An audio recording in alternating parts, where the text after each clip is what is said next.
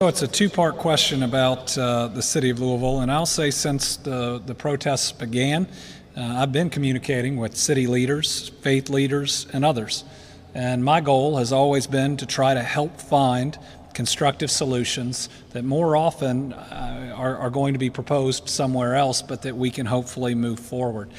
We've added training requirements at DOCJT, where we train most of the law enforcement units outside of LMPD and Lexington Police and the state police. Those are about making sure that these communities that are hurting and our police officers know more about each other and can have constructive conversations that can make us all better.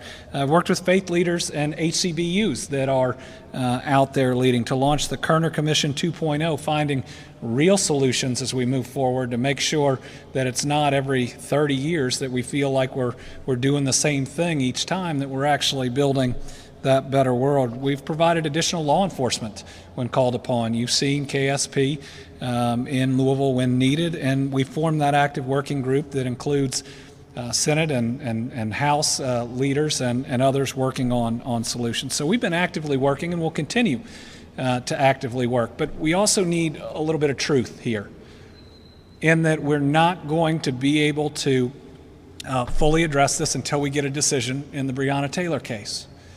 We know that, and we all have to admit that in this. We're all working to create more stability, to create more progress, to create a more equitable world, but it's the elephant in the room if we don't admit that this is the longest investigation of any of these instances I think that we have had in the country, and the longer it goes, the more of this we've seen. It is a critical step to getting that decision, and if it's still further away, at least an explanation is needed. And anybody who wants to address this, and I do, and wants to get to a better place, we have to be honest. And the truth is, one piece that we need, that we cannot get to a better place without, is that decision. The question is, should Mayor Fisher resign? I think Mayor Fisher is working to connect to all of the communities that are out there and hurting.